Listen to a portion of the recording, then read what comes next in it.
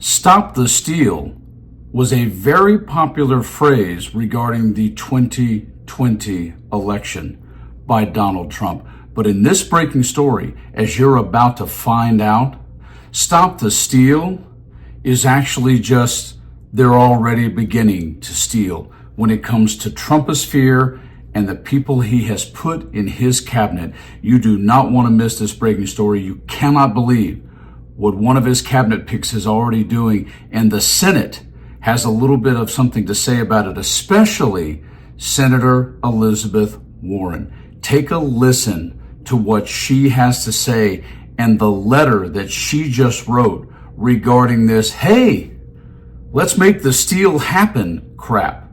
Here you go. Take a listen. Senator Elizabeth Warren is a Democrat in Massachusetts who serves on the subcommittee on taxation and IRS oversight, and she joins me now. One place where the record is just probably clearer than almost any other is on taxes, is on who gets tax cuts and who that affects and who benefits and who does. So look at it this way, right? Donald Trump actually had only 2 accomplishments in his 4 years, and the other was more than $2 trillion in tax cuts, mostly soaked up by millionaires, billionaires, and giant corporations. At a huge high-dollar fundraiser for very, very wealthy people. Here's what he had to say on taxes.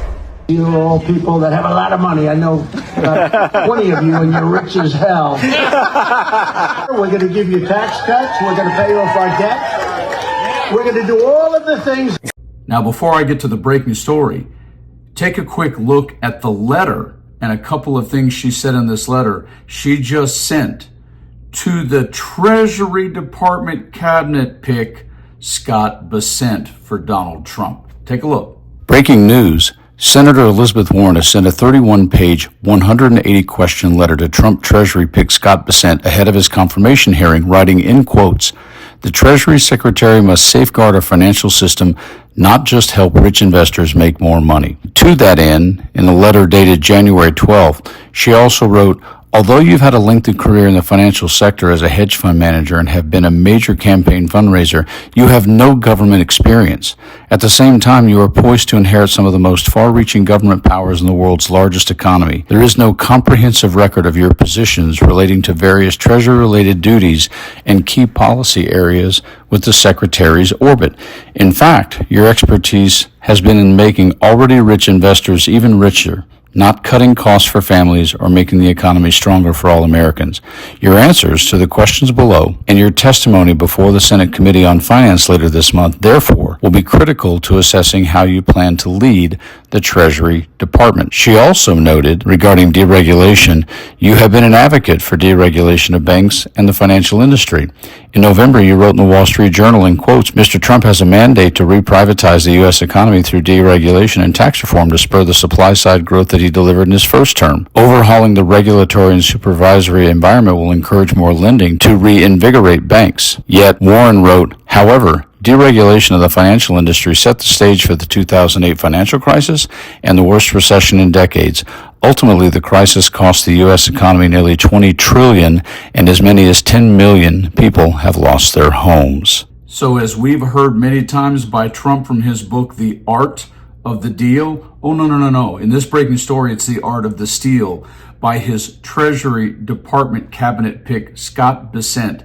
In this breaking story, the guy is literally skating on the tax code. This is monstrous, but the Senate has dropped it on him. Take a listen. In a new memo obtained by NBC News, Senate Finance Democratic tax staff found that Trump Treasury Scott's In a new memo obtained by NBC News, Senate Finance Democratic tax staff found that Trump Treasury pick Scott Bessent avoided over $950,000 of self-employment taxes.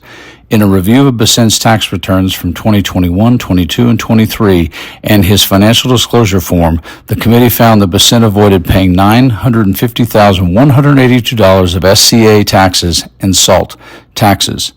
In a breaking story, Treasury pick Scott Bessent and Trump transition team deny allegations that he avoided taxes.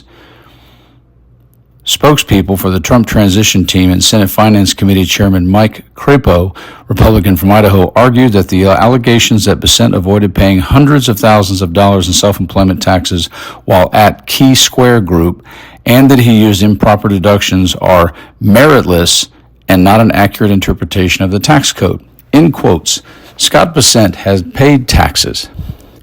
In quotes, Scott Bessent has paid his taxes after providing thousands of pages of records through an exhaustive process. Neither Senator Ron Wyden or his staff are able to provide any evidence that Scott violated the Internal Revenue Code, a transition spokesperson said in a statement to NBC News. In quotes, Mr. Bessent has followed the law and provided thousands of pages of documentation as part of the committee's rigorous vetting process, a spokesperson for Crapo told NBC News. Bessent's confirmation hearing before the Senate Finance Committee will begin at 10:30 a.m. today. The allegations in the memo will likely be a line of attack from Democrats at the hearing, where they will argue his positions on personal tax filings conflict with the very policies of the department he has been selected to lead.